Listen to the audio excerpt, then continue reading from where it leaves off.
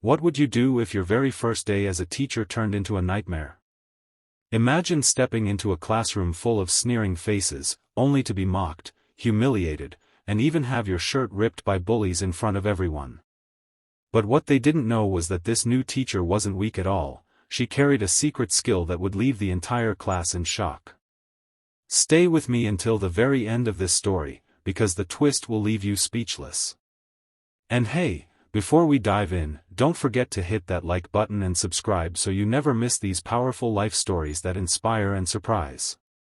On the first morning of her new job, Clara Williams stood at the gates of Brookfield High with her heart pounding louder than the morning school bell, her fingers tightening around the strap of her worn leather bag as if holding on to courage itself, because though she had spent years training as a teacher and even longer preparing herself mentally for the challenges of this profession, nothing could truly prepare her for the whispers, the taunts, and the unwelcoming stares that would soon greet her inside those classrooms. Clara was different. She was young, passionate, and determined to inspire kids who had long given up on listening to adults, but beneath her soft smile and calm eyes was a hidden strength that no one at Brookfield High had any clue about, a strength born not only from her struggles in life but also from something much more powerful, her mastery of martial arts, specifically judo, which she had practiced since she was a child after being bullied herself, and though she never flaunted this skill, it had built in her an unshakable spirit, a quiet confidence that she hoped she would never need to unleash inside a school, for classrooms, in her mind, were meant for learning, not fighting. But fate, cruel as it sometimes is, had other plans for her very first day. The corridors echoed with laughter that wasn't welcoming but sharp and mocking as Clara walked toward her assigned classroom, a 10th grade homeroom notorious among the staff for being difficult, disrespectful, and cruel to every substitute or new teacher who dared to enter. And as she pushed the door open, 25 pairs of eyes turned to her, some filled with curiosity, others already narrowing with mischief, and the room went silent for just a second before whispers broke out like a spreading fire. She looks too young. Is she even a teacher? Bet she'll cry before lunch. Clara, forcing her voice to remain steady, introduced herself. Good morning, class, I'm Miss Williams, your new teacher. But instead of respectful silence, a chorus of mocking laughter erupted, one boy at the back imitating her voice in a shrill pitch, another tossing a paper airplane that grazed her shoulder, and already she could feel the heat of humiliation rising to her cheeks. Yet she steadied her breath, reminding herself why she came, because behind all the mischief, these were still children, many of them hiding pain behind their cruelty, and she wasn't going to give up on them, not today.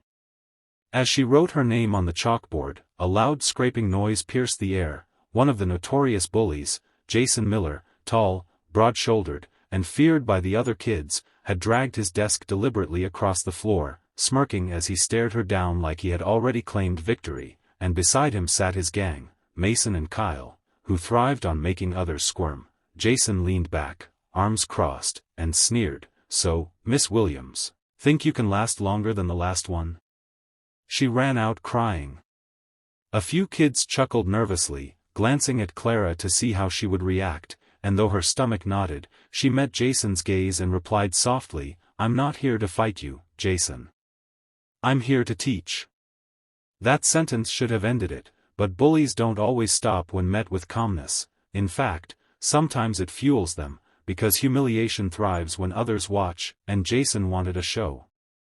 He leaned forward, his smirk widening, and in a sudden, shocking move, he reached out and tugged at Clara's shirt sleeve.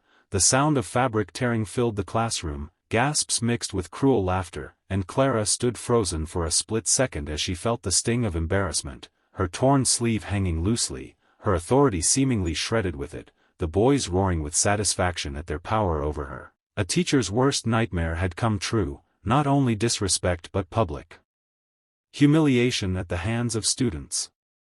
But here was where Clara's story was different from every other teacher who had come before, because instead of breaking, instead of running, instead of calling for help, she breathed in, her mind flashing back to the dojo where her sensei's words echoed, "Strength isn't in the punch, it's in the discipline. Use it only when there is no other choice." And Clara knew in that moment, she had no other choice. Jason, emboldened by the laughter, stood up, mocking her, "What are you gonna do now, miss? Call the principal? Cry? Walk away like the rest?" The class was electric with tension, the air thick with anticipation, every eye fixed on Clara, some students secretly hoping she'd somehow stand her ground, others waiting to see her break.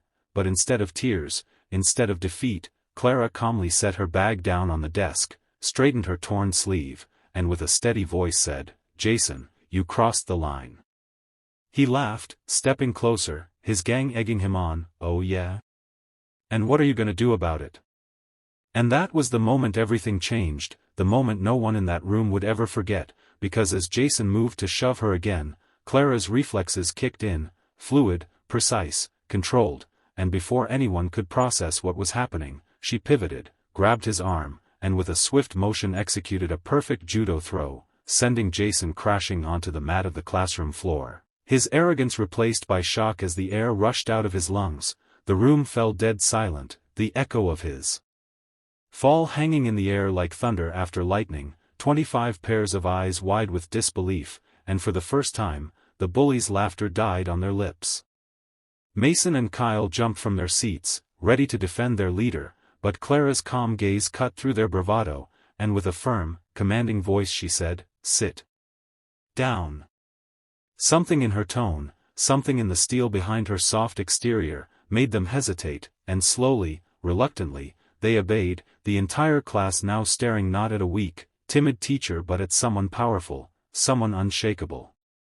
Clara didn't gloat, didn't smirk, didn't humiliate Jason further. Instead, she extended her hand, helping him to his feet, her voice steady as she said, "Respect goes both ways. I'll give it to you, but you will give it back."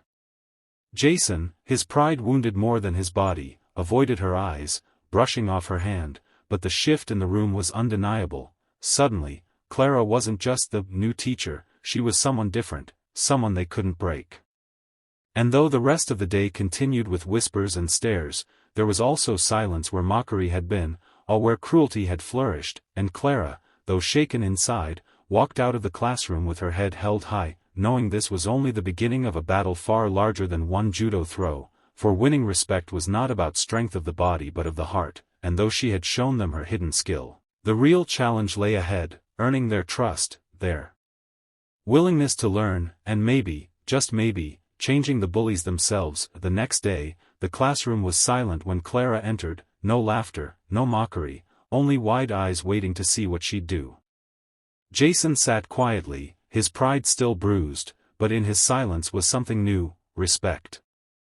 Clara didn't mention the judo throw. Instead, she began teaching with kindness and patience, showing them she wasn't their enemy but their guide.